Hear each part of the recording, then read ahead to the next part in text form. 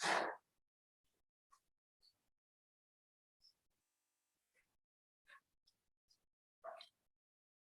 waiting for the thumbs up that we are on. Good morning and welcome to this meeting of the Overview and Scrutiny Committee of the Cambridgeshire and Peterborough Combined Authority.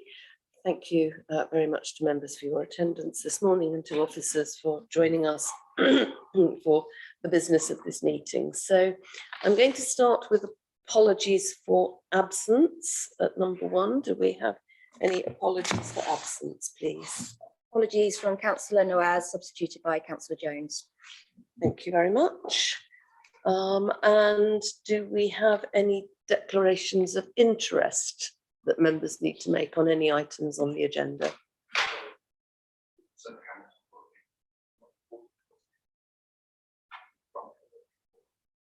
Let's just carry on, I think.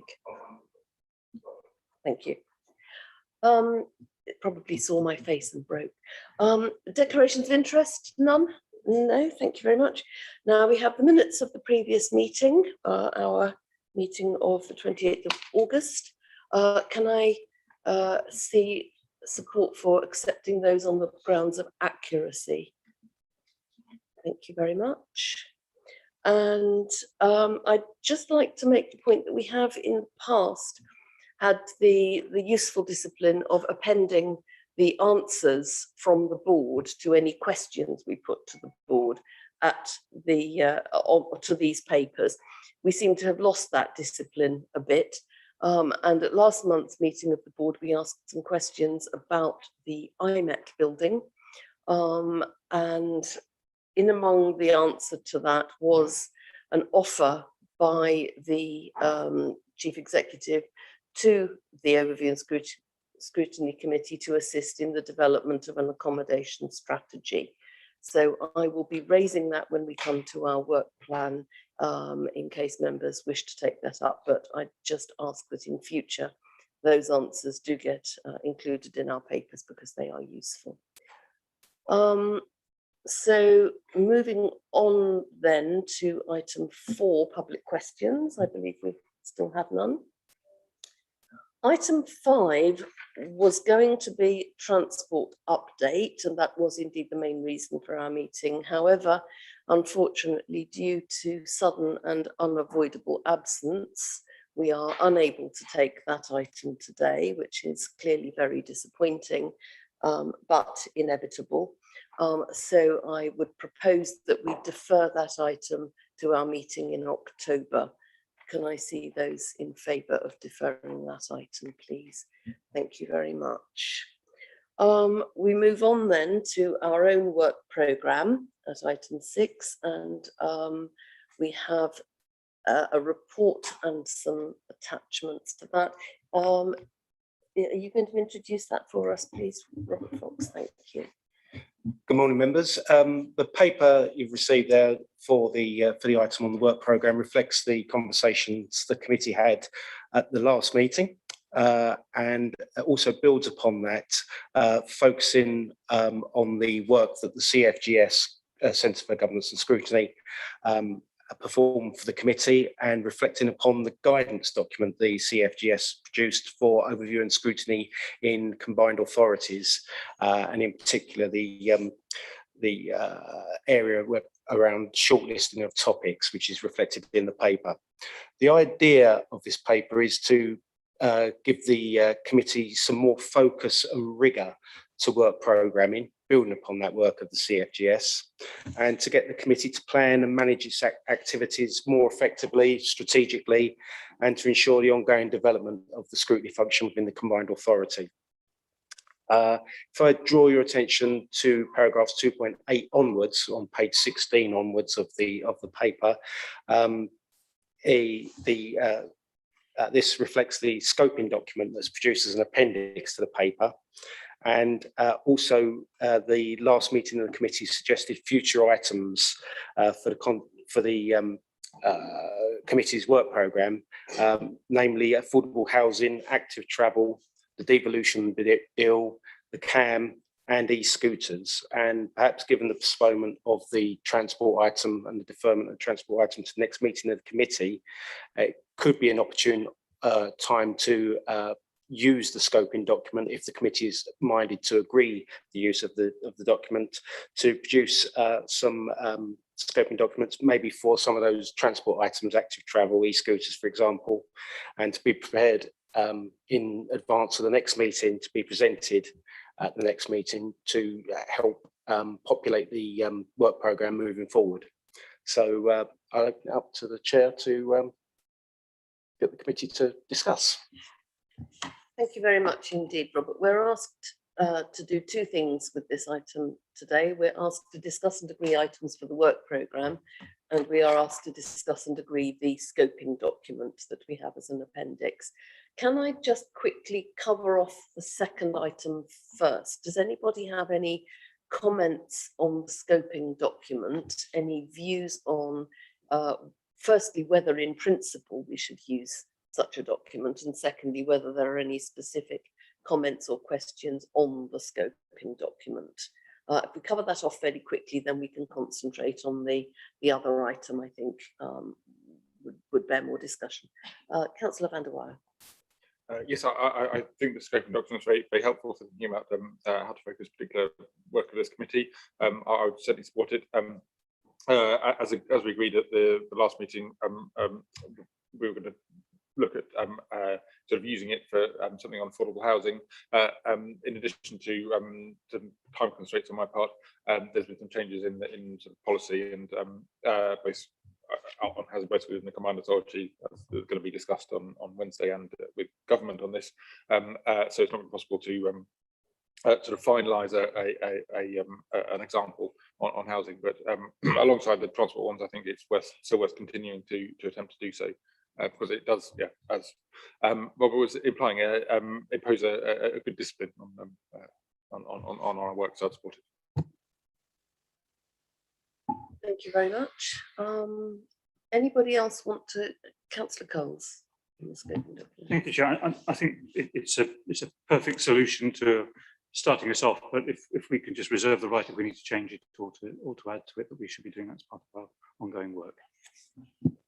Thank you very much. I'm sure that as we start to use it, we will find. Yes, I should have actually said it. The purpose of the document is not for it to be, you know, a diktat. It is an iterative process, and as reviews move on as well, that the actual scoping documents will move as well. So yeah. Totally. Thank you, Councillor Sharp. Thank you, Chair. Just very briefly touching on what Councillor Coles was saying. I think we should use it, but as we should include in it, which is towards the bottom of it, the subjects and the topics that we requiring to be included in the report, rather than just saying we want a report on transport or on skills. We should say these are the specific areas we need to be addressed in the report. That way, we're actually sort of dictating what we want out of it, rather than just necessarily. I'm not saying this happens all the time, but getting a report from an officer who may think this is what we want, but we're actually hopefully homing in on the areas of concern that we've got. Yeah, thank you. So are we content to adopt the scoping document and use that and amend and adjust it as we see fit over time and the experience of use requires? Excellent. So then on to the other part of this paper, which is the work programme. Does anybody have any suggestions, observations to make on our work programme? I'm not seeing any hands at the moment. I thought that would be the subject of more eager debate. As I mentioned earlier, I think we ought to take up the suggestion of contributing to work on an accommodation strategy for the combined authority. It seems to me an opportunity to make use of the rapporteur suggestion that came from the review of our overview and scrutiny arrangements, and to trial that and see how it works. if you would like us to do that, could I have any volunteers to take that on and come back to us, perhaps using the scoping document to consider what we need to do for that. Councillor Goldsack. Thank you, Chair. I'd be happy to take on that responsibility if committee felt that I could do a job.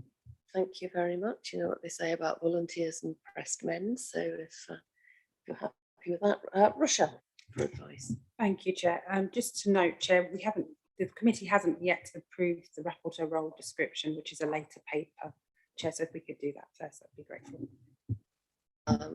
Yes, let's assume that the offer by Councillor Goldsack to do that is contingent on us agreeing to have rapporteurs. If we don't have any rapporteurs under item 7, I'm sure he can do it under the title of lead member for Combined Authority Internal Services or something like that. We can find a suitable hat for that piece of work to be done. Thank you very much. For the next couple of months in our work programme, obviously we will want to defer the transport item to next month, and we will make arrangements to do so and make sure that that is covered off. And there already have been a number of questions collated by councillors Davey, Bagent and Hay on that from you all. This is now therefore an opportunity to add to those questions. And I think we've had a number of questions already arising through looking at the forward plan. So once we come to the forward plan, we might want to add to those questions. In the meantime, if you have additional transport questions for our deferred item for next month, do please send them to those 3 members. That's councillors Hay, Bagent and Davey, doing them in reverse order this time, so that we can ensure we've got a good wide-ranging set of questions that covers members' concerns. November will be our first trial of the Mayor's question time, on the assumption that we're going to agree the process for that at our next item. So we will be looking, I'm sure, for items for December, and I'm trying to remember whether there have been any suggested for a December meeting. I think there will be some issues coming up, possibly some climate related items, and possibly developments in housing and transport. Councillor Dew. Can I suggest for the future, there's nothing here particularly at the moment, but obviously the skills remit we need to bring back in some form. I think we should get something on the agenda for that. Not sure specifically what at the moment, but obviously we've got the University Quarter at Peterborough, but there are other areas of need throughout the county, and obviously the IMET falling away. That was supposed to provide a county-wide service almost, and how that's going to be dealt with. So I think we should have something in for that. Thank you very much. I'll turn to Councillor Coles maybe for comment on that. Yes, I think it's relevant. We've got the review of the underspend as a result of the COVID issues around skills training. So that's going to be an interesting one to look at once that meeting has taken place. I'll probably have something to do there. Thank you very much indeed for that. Councillor Miscannon. Thank you. On the skills subject, about apprenticeships, is the Combined Authority pushing for apprenticeships? I know the colleges are building up to engineering apprenticeships and being an ex-engineering apprentice many years ago, more years than I care to remember. But it's quite right. We need to understand what's being posted, because not everyone is college material, and the old children going to businesses and learning the trade on the hoof, so to speak, and getting forward that way. So we need to understand that moving forward with apprenticeships. Thank you very much. And as our joint lead member on skills with Councillor Coles, I guess the 2 of you are perfectly placed to go away and ask that question. Thank you very much. So we've got Councillor Sharp. Thank you, Chair. One thing I'd find useful, and we used to have it, it may be because we're looking at the work programme now, is having a list of potential, future meetings where we can see what may be coming up at the end of the We normally have that as part of the agenda. So from my point of view, that would be useful. And the other things to add would be, didn't hear anybody mention housing, because I think as a future topic, because I think that's a very, I've certainly got some concerns about what's happened since the previous mayor to the new mayor, and I'm not clear on what his proposals are for that. So it may be that we can flesh some of this out in November at the mayor's question time, but maybe a separate paper on housing I think would be very useful. So that'd be another meeting topic. Yes, I think that's absolutely right. I think the issue is that we're currently in a period of some uncertainty, other than the one thing we do know is from the papers for Wednesday's board meeting is that we will not use the 100 million that was originally granted 5 years ago. We will not achieve the 2,000 houses that were intended to be achieved with that, and that there will not be a further tranche of money after the initial 100 million is used up by March 2022, which does rather beg questions about the way forward for the combined authority, how it contributes to the affordable housing agenda, the value of defining principles for affordable housing as it was beginning to do, if the landscape is going to be so very, very different. So perhaps the function of our lead member would be to keep an eye on that as it develops, to get some sense of the timetable for thinking how we move differently as a combined authority on that, and then coming back to us with suggestions as to the opportunities at which we can input on that. And on the first point, Councillor Sharp, yes, absolutely, we need to get an agenda, a forward plan of our own. The purpose of this item is to start populating that forward plan so that we can have one that we can then review meeting by meeting. Councillor Coles. Thank you, Chair. I was just thinking more strategically about the impact of everything that we've seen on finance. It might well have an ongoing effect in all of the different areas, and perhaps we need to look at that as a separate item about the activities that are being delivered across all the different councils, and whether the financial issues that exist currently might impact negatively on further work. Thank you. And yes, that we will also have our usual 3 bites at the budget cherry as well. We normally get reports in when is it October, December, January, or November? Yeah, right. Okay, so that's also something that needs to be in our work programme, because we will be wanting, I'm sure, to keep an eye on the budget and be raising questions, and indeed we are obliged to be consulted upon that anyway. So that's another tripartite item spread over 3 different meetings. Councillor Goldsack. I wasn't quite sure whether this was the right place to bring it up, but I'll try, and then we can always put it back later. But I certainly think at some point this committee's got to have a look at the fact that the CPCA have failed to put a bid in for the spending review.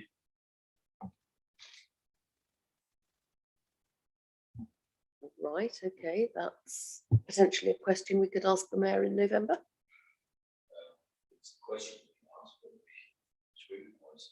I'm trying to understand why is it not happened? I apologise, microphone. Why it hasn't happened, what's caused it to not happen, etc. That's what I thought our role was to do. We don't have a lead member covering finance, which is perhaps something we ought to be thinking about. We haven't had in the past either, but I'm not sure what you want. Do you want to take that issue forward, and if so, how, other than by simply asking the mayor in November? Councillor Rippon. Can I suggest that we ask the question first in November, and then first of all see what the answer is, and then take it from there if need be? That would have been my thought as well. Councillor Combs. I was just thinking, contingent on how item 7 is received, it might well be that's an ideal thing for a rapporteur to cut across different themes and just look at that. Yeah, that's also an option. shall we consider that under item 7 then as potentially something a rapporteur could do, but also bear it in mind as a question for the mayor in November. Okay, so with that, is there anything else anybody would like to pitch in for the work programme? We have items then to take us through for the next few months at least. We will want to set a date for a second mayor's question time, won't we? So, and we will also want to see the mayor again as chair of the Transport and Infrastructure Committee, and to see the other chairs of committees and their directors. So certainly from the mayor's point of view, if we could ask for a schedule, ask the mayor for a schedule of his availability for each of the overview and scrutiny dates that's in our diary to the end of the municipal year, we will know that when he's already unavailable and make sure that we can grab his attention and presence for dates that he can currently manage. So the question before us was to discuss and agree items for the work programme and their prioritisation. I think we've done that to an extent in that we have some dates for the next few months work, and to comment as appropriate on what resources may be required. Do you feel you have done that, or is there anything you want to add on that? No? Okay, well, in that case, thank you very much for that. Robert. Just to sum up, the lead members that have put their hand up for various items, either myself or Anne will be in touch around the scoping document, so we can start populating that and get the work underway on those particular items. Thank you very much indeed, Robert. So await email. Okay, with that then we move on to item 7, which is overview and scrutiny arrangements, and continuing our work to implement where appropriate the recommendations of the review of our arrangements that took place this spring. I am scheduled, I believe, to be at the board on Wednesday, where the results of the review will be presented to the board. But meantime, we have work to do, and we have a paper from Anne, which invites us to note and comment on the action log, comment on and approve the scrutiny protocol, comment on and approve the rapporteur role description, and comment on and approve the mayor's question time format proposal. So Anne, did you want to say any more on this? Nothing really further to add, just on the approval of the rapporteur role description. If members are minded to approve that today, we would want to, because we've put in interim arrangements at the moment for lead members and yes, for the lead members. So going forward, it would be wise to bring a report just to confirm the lead member roles and the rapporteur roles. So we'll do that to the next meeting. I'm sorry, I wasn't quite following that. Are you saying we need a subsequent report on those? So at I think it was our June meeting, we put in interim arrangements to until this came out. So if we then have the rapporteur role approved today, we would bring a report to October's meeting to just confirm the lead members and the rapporteur roles. So to Members, to put names. To put against. names to them, yes. Right. Okay. Yes, we did agree back in the summer that we would have an interim arrangement, so that kind of makes sense as long as we don't end up making unnecessarily heavy weather of it. I think a brief note just to confirm that need not detain us very long. So we have 4 recommendations then in front of us on this. So do I have anybody wanting to say anything on this paper? Councillor Coles. Yes, thank you, Chair. I was particularly looking at the mayor's question time part of the paper. And I just think, reflecting on our own experience in this committee, is that we ask for public to attend, and I'm not aware at any stage we've had a public member attending. So my concern is around the mayor wishing to make one of our 2 meetings a public meeting. I'm all for that. I'm just wondering about what the process will be to ensure that we do actually get public comment. Because my concern is we come to all these arrangements, we arrive with a potential public meeting, some location, and we get no members of the public. So I'd be interested to learn more on that, about how the mayor in terms of support that, because obviously it's going to have to be advertised. It's going to have to be some sort of equipment arrangements to make sure those people who can't come to a particular geographic location can take part, and that we have some notice about what's coming, so that we can somehow disentangle those questions that we might have as members and that the public might have. Thank you. Thank you very much. Anne, do you have any comments or thoughts on that initially? I think the plan is to work with our comms team and the mayor's office to try and make sure that this is promoted so that we can get as much engagement as possible. So. Yeah, and presumably there would be nothing to stop us as individual members using our whatever channels are open to us to invite our constituents to approach us with questions that they would like to ask, or that they would like us to ask if they can't be there. I don't see this as being purely members of the public asking questions, and the report doesn't say it is. Councillor Coles, do you want to come back on that? Yes, it was just the second question was about any technical solutions, because clearly physical presence is going to be quite difficult. So we are trying to allow members of the public to attend via Zoom for asking questions at the board meetings going forward. So I think that would be the same for Mayor's Question Time. Hopefully, I think a lot of our meetings will be at New Shire Hall at Alconbury, which I believe has got the equipment to allow us to do that. So that is the hope. Thank you. I would just quickly say on New Shire Hall that I would be slightly concerned at using that. We have now, as those of us who are county members, have used the multifunction room at Shire Hall, which at New Shire Hall, which was billed as being our council chamber of the future.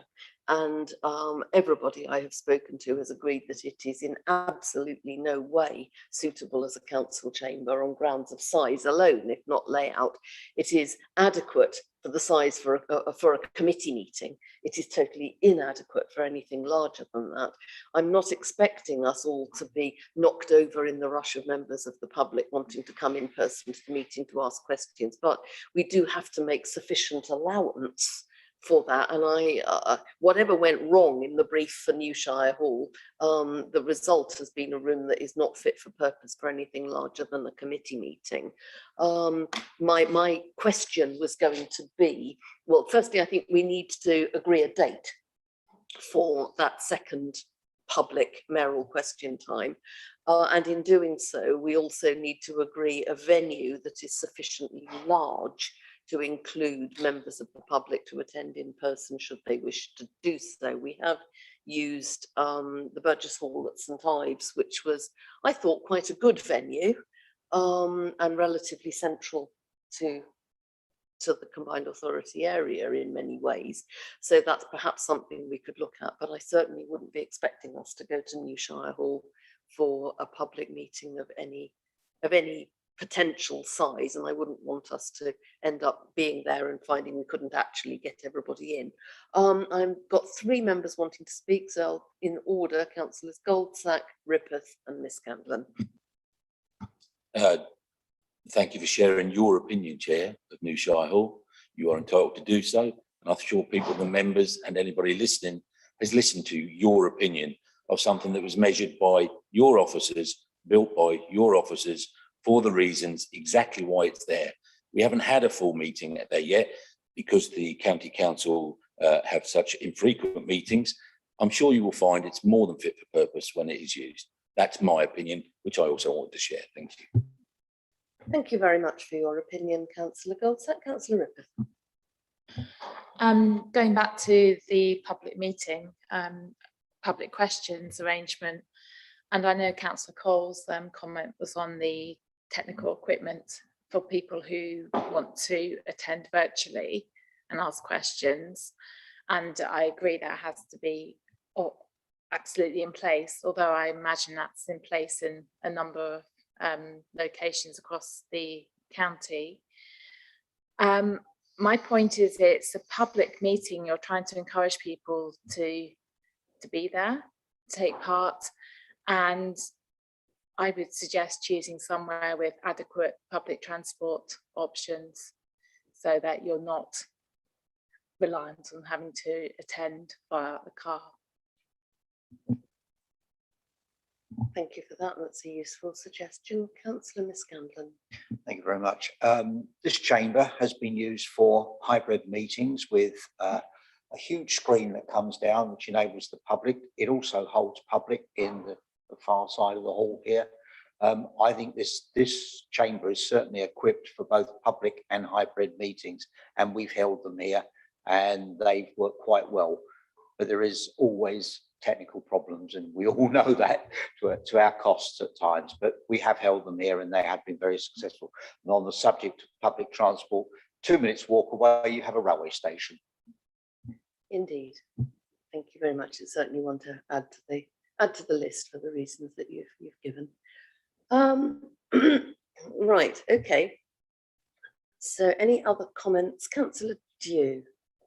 Thank you very much. My only comments on the public meeting, i.e. the second mayor's meeting. I think we need to have a protocol in place, because if the public, you know, I suspect there will be stampeded in the lack of response, but I'd like to be proved wrong and be overwhelmed with a number of people who want to speak. What's the protocol going to be if we've got an hour down there? Are we going to say that if the public want to speak for an hour, then we'd have no opportunity, so we then sacrifice our opportunity? I think it's just bringing us back to, again, you know, the fact that I think we need 2 specific meetings, and if the mayor wants to have a meeting with the public, that's absolutely great, and I have no criticism about it at all. But I want to make sure that what we don't end up is in a position where we lose our second opportunity to scrutinise the mayoral position. And as I say, if we don't agree now on how we're going to allocate the time on that, you know, I think the public would quite rightly think if it's a public meeting, they have the right to priority on it, which means we then step back. So I want to avoid losing a second meeting by default, but not saying that the mayor shouldn't have a meeting with the public. He can have that any time he wants anyway. He doesn't necessarily have to do it via scrutiny. And you know, if there's a meeting with the public, perhaps it should be us asking the public to on what we're performing and doing, not necessarily the mayor's role. I'm open in the air. I'm more concerned about the time constraints on it. If the public do have the hour, we get no opportunity whatsoever. So we're actually depriving ourselves of the potential opportunity of that second meeting. I'm very relieved indeed to see in the paper in front of us the words in brackets after the length of session will be 1 hour, where it says extra time can be added if required. And I would very much want to consider that requirement in the event that there were a lot of questions. We would be expecting questions in advance, and one supplementary, it says one supplementary follow-up question would be permitted at the meeting. I think I want us to clarify that that is one supplementary question per question, not one supplementary question for the whole meeting. But given an hour or even an hour and a half, that's quite intense for the number of questions that there might be if everyone has a supplementary, given the extent of the answer as well. So we might want to consider a taking the question and answer as read model in order to get through more, although that does make it rather difficult for members of the public to follow if we don't have a system of putting those up on screen for people to see. But yes, I take the point. We will have to look at what questions we have got, allocate time appropriately, and try and be rigorous without curtailing things too much, and that's down to me, unfortunately. But yeah, point taken. Councillor Hay. I've just been looking at the recommendations here, and it says the recommendation is to comment and approve the format for the mayor's question time. I'm quite reluctant to approve because it clearly says in here to be held twice a year. And if we approve it, we are tying ourselves up to twice a year. I take that point, and your vice chair and I had quite a robust discussion. We had 2 quite robust discussions with the mayor's office about this. The view I'd like to put is that we have, the current proposal is for 2 formal mayor's question times. In addition to that, the mayor is chair of the Transport and Infrastructure Committee, and we will put him on our work plan in that capacity, which gives us an additional opportunity to ask the mayor questions, particularly because so many of the questions we will want to ask, I think, will be around the transport agenda, which is so heavy and intense. In addition to that, then we are able to call upon the mayor at any time to come and answer our questions, and we can make use of that privilege. And the mayor has also said that he is happy to come along in between those as invited to answer questions. So I think that using a combination of 2 question times, his role as chair of Transport and Infrastructure, and our capacity to call on him at any time, we can certainly make 4 meetings with the mayor a year work within that framework. And I'm inclined to try that and see how it goes. Councillor Hay, I'm happy for you to come back, and then Councillor van der Waal has indicated. You say we've got more than one vice chair, because we can have them here as the transport lead. But at that particular meeting, we won't be able to ask him any other questions, only those about transport. So it's not a true 4 times a year of mayor's questions.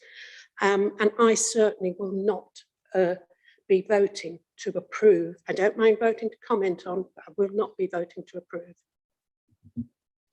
Right, thank you, Councillor van der Waal, and then Councillor Corney. Lost sympathy with what's been said already, and I think it would have been better if we had a simpler, more transparent and less rigid structure for this, where we could actually focus on particular areas at more frequent meetings.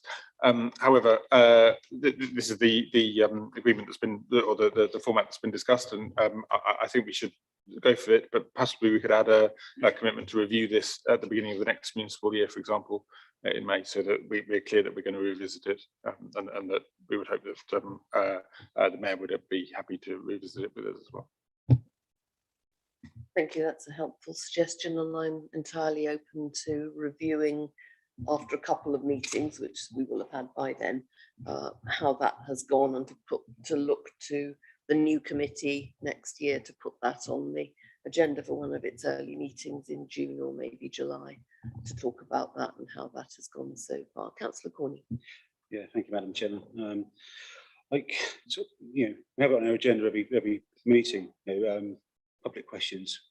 We don't get any. So I'm always playing devil's advocate, though. You've got that on one side, but then on the second side of it, the other side, are we going to be held to the same restrictions of 1 question and one supplementary? Because if we're going to be scrutinising something, it's very difficult elsewhere where we're restricted on what we can, how many times we can go back, or any supplementary questions.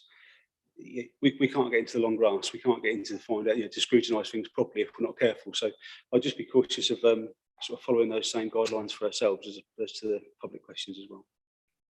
Okay, thank you. I think part of the process will be gathering questions in advance for the mayor, so we can see what we've got there, and if the 1 question is a limit, is a severely limiting factor, we can look at how we deal with that. Councillor Davey. I'd like to approve this. I think, having sat on this committee for quite a while now, even if we've got the mayor twice here, that'll be a significant improvement on what we got from the previous mayor. And I think it's important, therefore, that we're actually able to scrutinise, and if it's in writing and done, that's a start.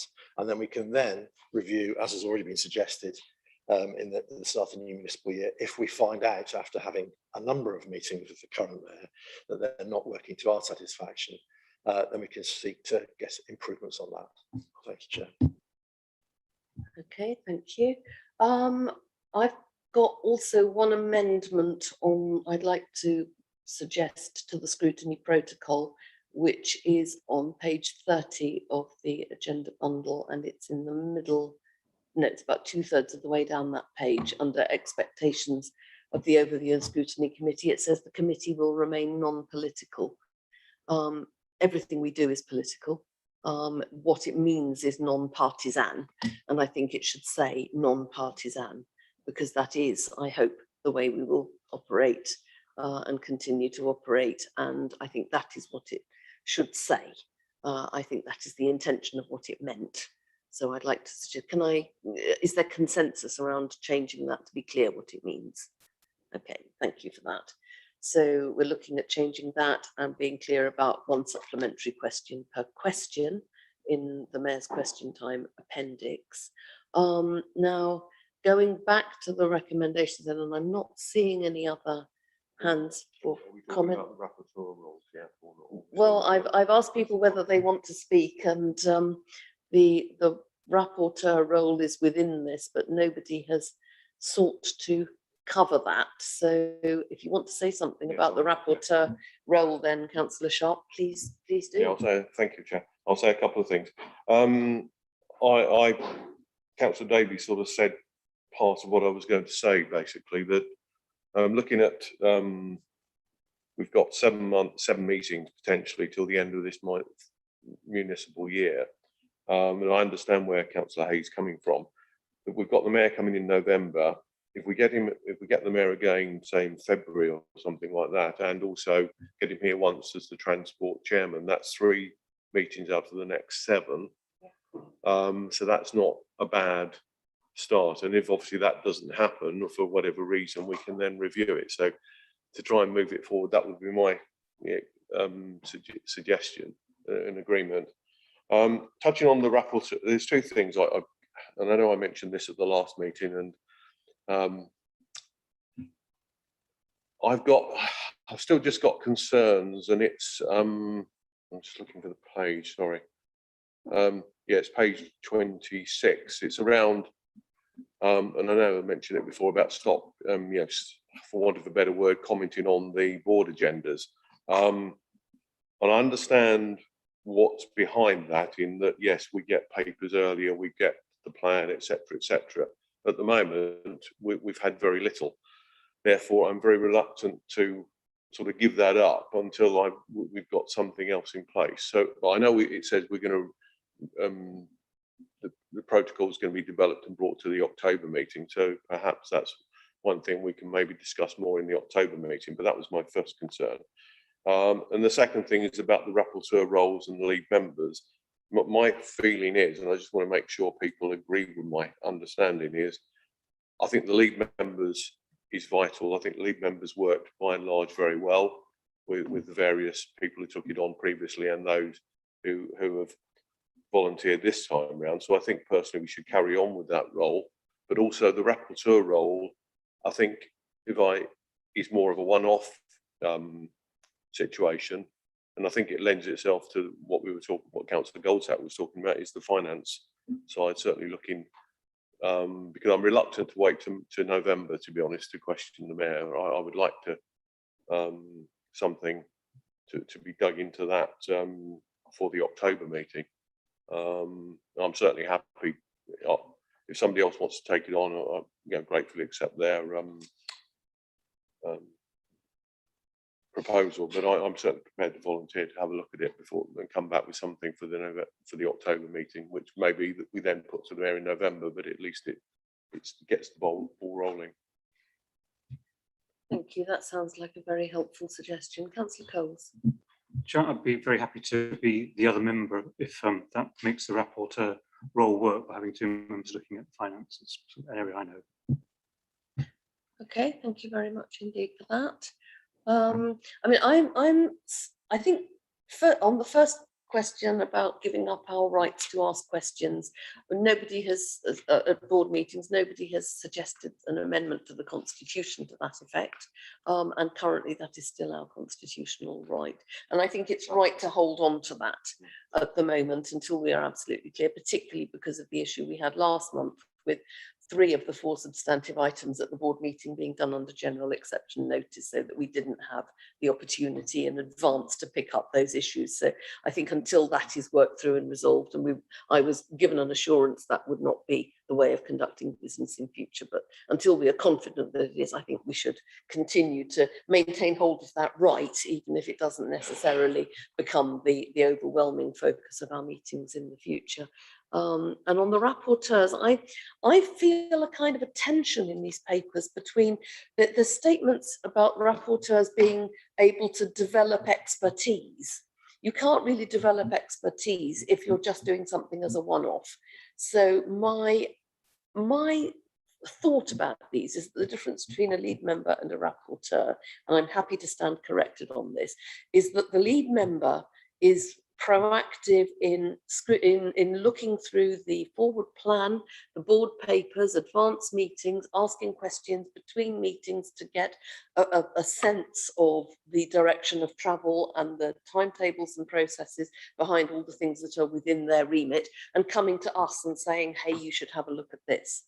With the rapporteurs, it seems to me that the boot is on the other foot, and that for the rapporteurs, we have people who have a particular interest in a particular field. So we now have, sort of finance kind of people. We might have an accommodation person to look at the accommodation strategy, and Councillor Goldsack volunteered himself to do that.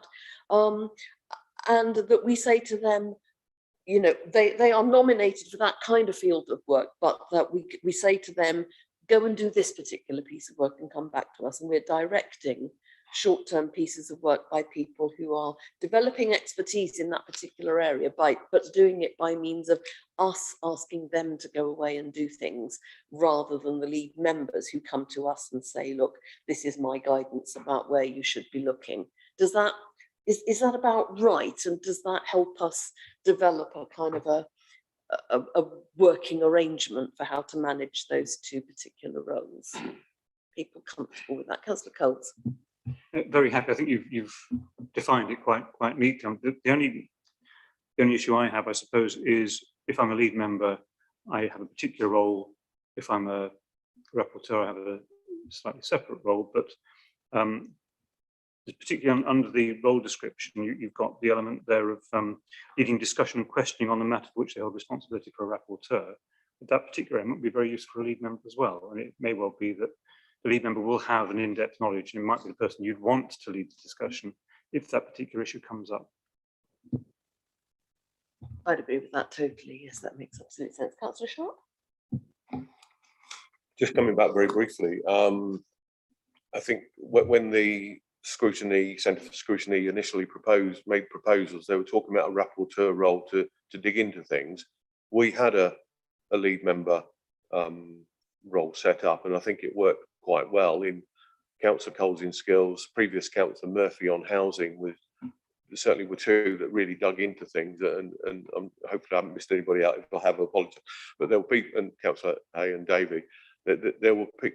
So I think that lead member role has worked quite well, because so I'm personally reluctant to abandon that, and I'm pleased we've now got that. But I think that was the initial thoughts was of Ed Hammond, was that the rapporteur role sort of covered both bases. But I think now Steve Rochelle wanted to come in, but now I think with the lead member role and then the separate rapporteur role, that could work quite well.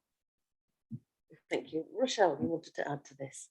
Thank you, Chair and Vice Chair. It would be useful to then look at the rapporteur role post being a post that any member of the committee can just jump in and out of if they're working on a particular project. So for agenda item planning, it would be rapporteur project as opposed to a permanent post holder for the rapporteur role. I hope that makes it clear.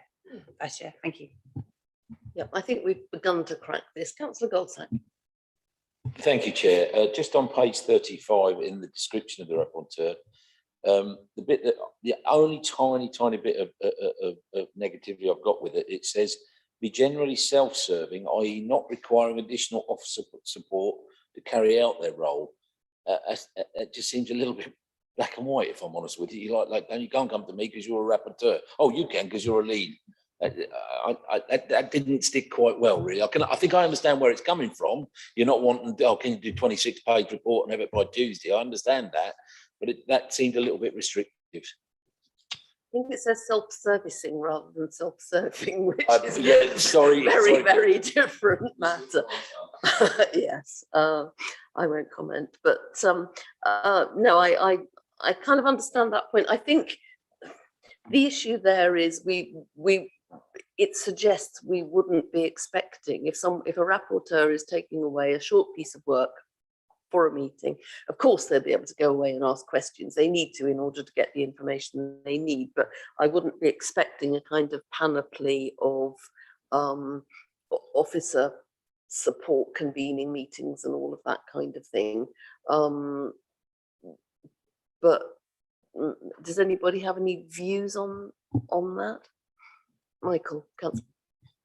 Are you trying to clarify that as not requiring sort of administrative support in a sense? Because I mean, 2 bullet points higher, it says that that the rapporteur will make links with relevant CA officers. So clearly, there's an expectation of some interaction with officers, and obviously that will take. If you ask a question of an officer, that will take that officer some time probably to bring the response together. But I don't. If what you're trying to get at is more administrative, or well, I suppose there's an administrative piece, and then is it to do with officers undertaking a specific kind of review or report they would not otherwise do?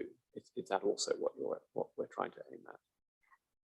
I think the addition of the word administrative in there might actually be helpful in clarifying what that actually means, and I think that's the thrust of it. Are people happy to add the word administrative? Councillor Goldsack.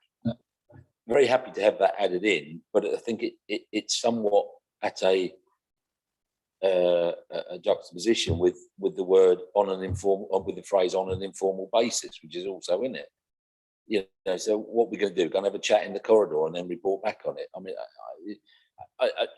look, it's not a big issue. This is not a big issue. Okay, I'm sure we can get around it.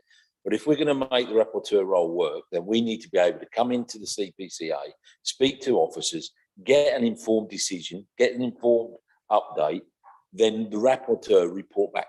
So take the role that I've stepped forward in today. I'm going to have to come and speak probably to the chief exec and say, okay, where are you at on a building and property strategy? Okay, now, for her to have that chat to me and me to scribble down notes and come back to repeat you, I guarantee you won't get a very good report back. So I'm going to need something from them that says, okay, this is what we think our strategy is looking like, blah, blah, blah. So maybe I'm not the right person for that particular role, but I just think those 2 points that Councillor Atkins and myself highlighted there kind of contradict each other a little bit, and I just think they could be better worded. Right. Again, with all these things, they will evolve. This is all new for us. Shall we see how that goes? I think it might be helpful if Councillor Goldsack, you and I, and perhaps Councillor Sharp met outside this meeting to talk about the accommodation strategy, because I think it might be a slightly bigger question than that. But let's have a conversation, as I think Councillor Sharp and I should anyway, with our lead members as well on the issues that they're working on. Councillor Coles. Thank you, Chair. It's an interesting one. I think looking at what the Constitution says about what our role is as an overall committee, if a rapporteur comes back with issues, we are then as a committee entitled to seek a report from officers, so we can get there. So I think that's probably the way of covering this particular issue off. I completely understand that problem about exactly how much can I expect an officer to provide me before I can come up with that answer. Yeah, indeed. Okay, I want to draw this to a conclusion, I think. So we've made a couple of amendments which I think have consensus to some of the details of the wording. So we are going to need to address the recommendations, which are about, let's scroll back up to the recommendations. The recommendations are to note and comment on the action log, which I don't think anybody had. Well, we had a couple of issues about, didn't we? To approve the scrutiny protocol, to approve the rapporteur role description, and to approve the mayor's question time format. So we've discussed all of those things, I think. I'm going to have to put this to the vote because I have received an indication that there will be at least one vote against adopting the recommendations. So can I see those in favour of the recommendations, please? Sorry, before we take the vote, Councillor Coles would like to intervene on what I assume is a point of procedure. We did mention a few amendments as well. Are those to be incorporated as part of our discussion? I was particularly talking about the rapporteur role in terms of leading discussions, and maybe that should be also added to the lead member role description as well. So is that to be included in the vote? I don't think we have any dissent on that point. Councillor Davey, I'm reluctant to extend this, but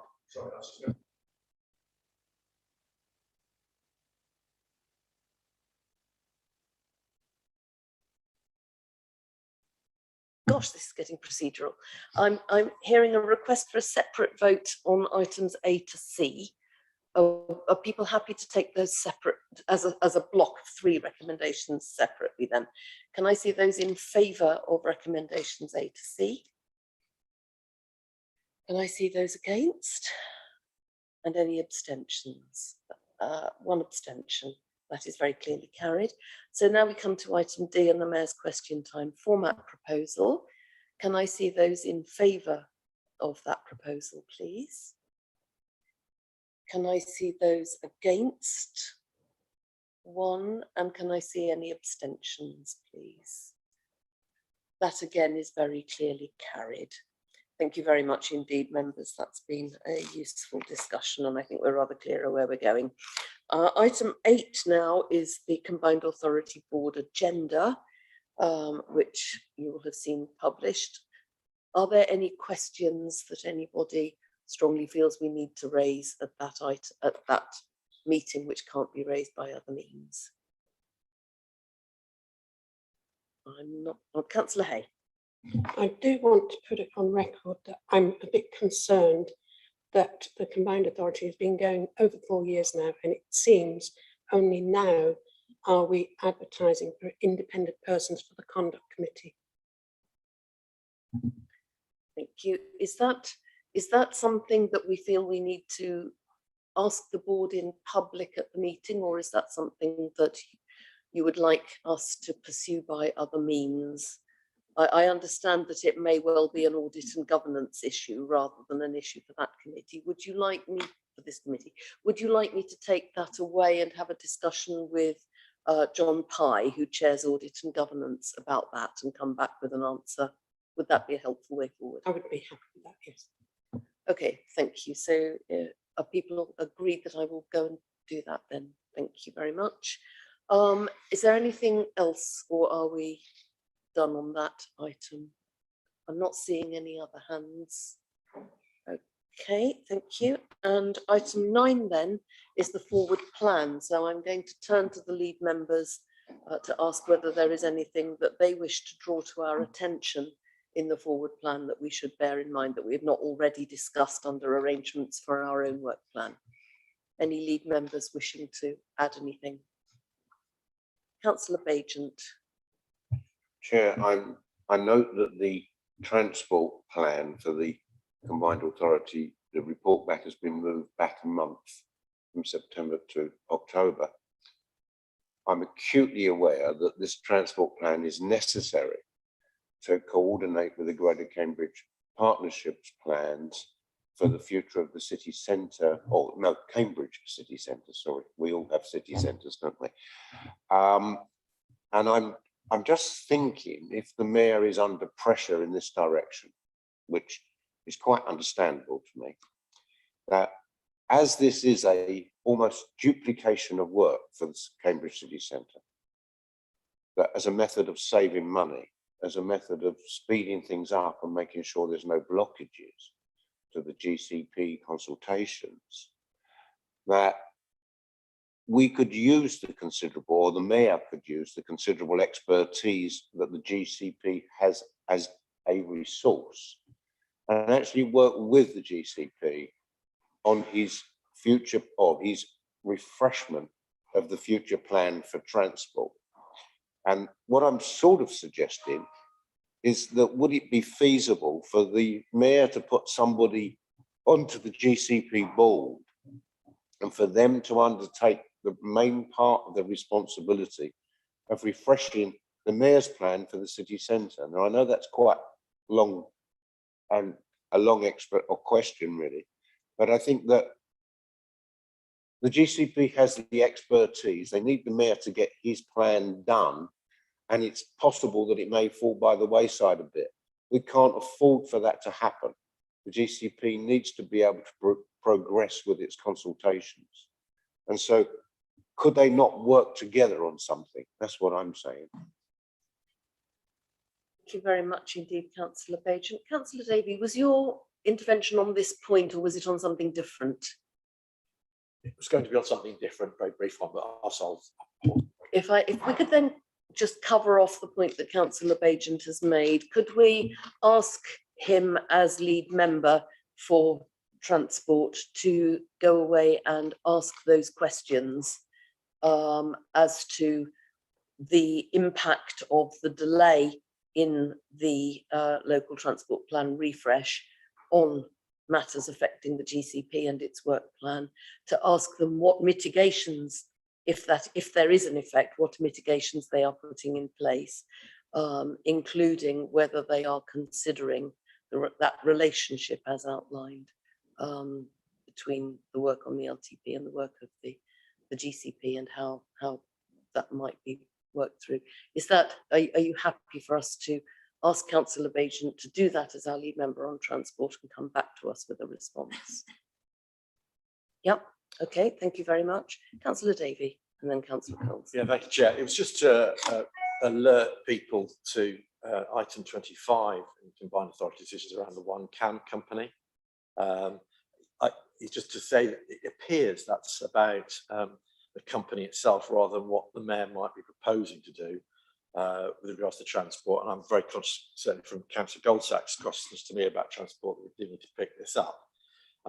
So it's just to reassure the committee that I'll pick this up with the Mayor in due course and feedback accordingly. Thank you. Thank you very much. Councillor Hay. Yes, item 27 on page 59, bus service reform. It's a key decision coming before the Combined Authority Board in October, which is to seek approval for the publication of the bus service improvement plan and approval of the outlined business case to go to public consultation.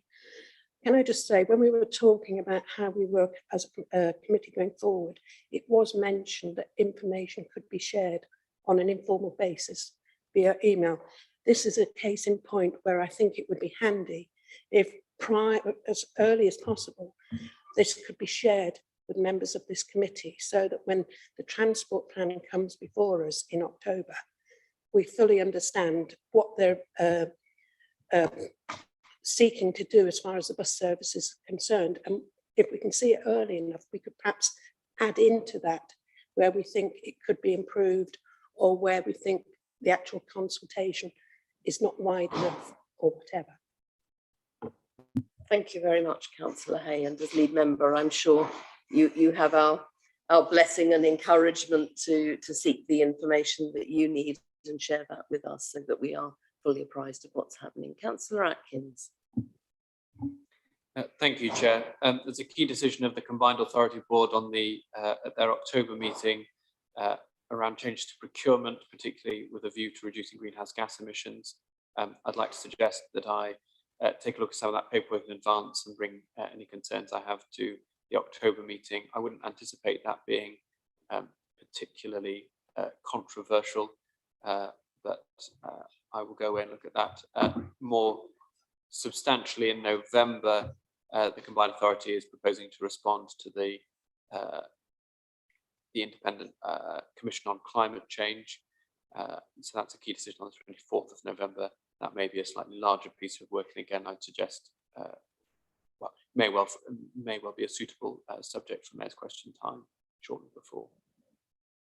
Thank you very much, Councillor Atkins. And indeed in October at the board meeting, there is a discussion about the future fens and the Combined Authority's role within that. That is just one enormous piece of work, and among a number of enormous pieces of work on the fens. And I think it might also be worthwhile gathering some information about how the Combined Authority sees itself fitting into an enormously crowded field at the moment on what's going on in the fens. It's really a full-time job keeping up with that, and it's tremendously important and interesting.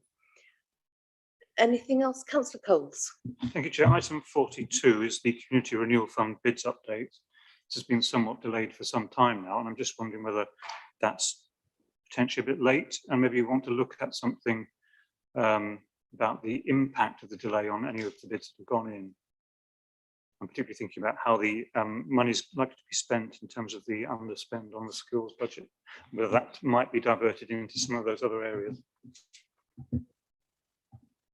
Right, okay. Thank you. How do you want to progress that? I think probably I need to go and talk to John T. Hill and just work out where we are in terms of, I appreciate we don't know the information around the CRF yet, so we'll need to look into that. I'm happy to take that forward. Thank you very much indeed. Okay, thank you very much indeed, members. So there's a lot of questions to go away and ask, and I think that's been quite useful. So with that then, we've done the review of the forward plan. Item 10 is the last item on our agenda, which is the date of the next meeting. It is not, as in the published papers, in November 2020, but is in fact on the 25th of October 2021 at 11 AM. And according to my notes, that's going to be back here again. Is that correct?